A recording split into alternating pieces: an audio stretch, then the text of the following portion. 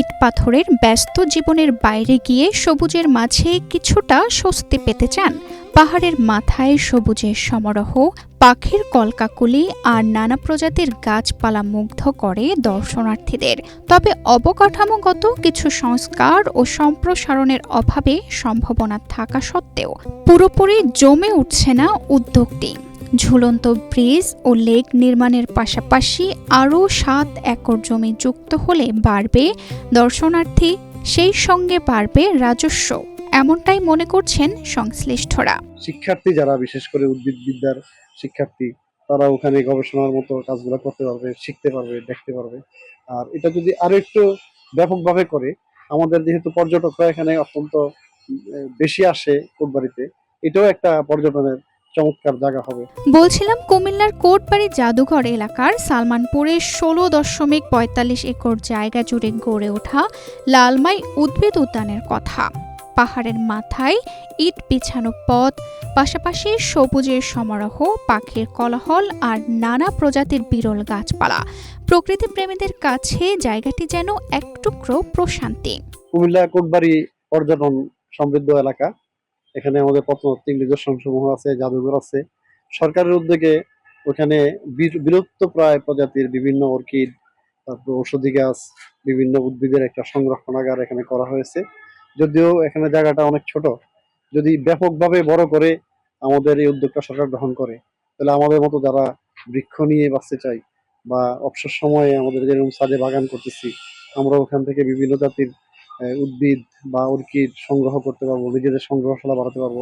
এখানে রয়েছে park office, boundary wall, cactus ও অর্কিড হাউস, বসার বেঞ্চ ও শৌচাগার। বিরল ও বিলুপ্ত প্রায় নানা প্রজাতির প্রায় 1750টি গাছও রয়েছে এখানে।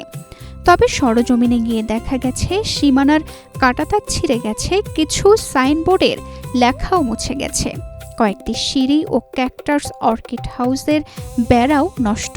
উদ্যানটির পরিধি বাড়িয়ে আরো আকর্ষণীয় করে তোলার দাবি জানিয়েছেন পরিবেশ প্রেমীরা। উদ্ভিদ উদ্যানে থাকবে বিরল আমাদের যে উদ্ভিদগুলো আমরা হারাতে বসেছি, বনজ, ফলজ, ঔষধি সব থাকবে এখানে। শহরে মানুষ বারান্দায় ছাদে করে, তার জায়গা নাই, কিন্তু আমার তো এখানে গড গিফটের জায়গা আছে, তাহলে আমি কেন এটা সম্প্রসারণ করব না?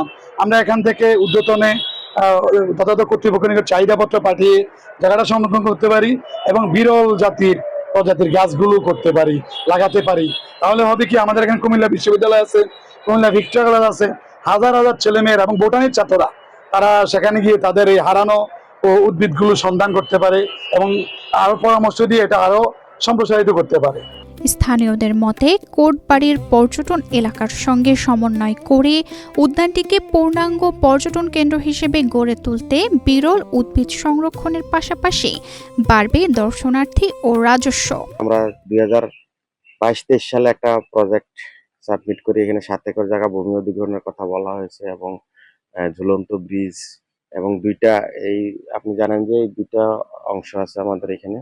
এই 2টা অংশকে একসাথে করা, যাতে দর্শনার্থীরা একদিক দিয়ে প্রবেশ করে আরেক দিকে দিয়ে বেরোতে পারে, এরকম একটা ব্যবস্থা করা।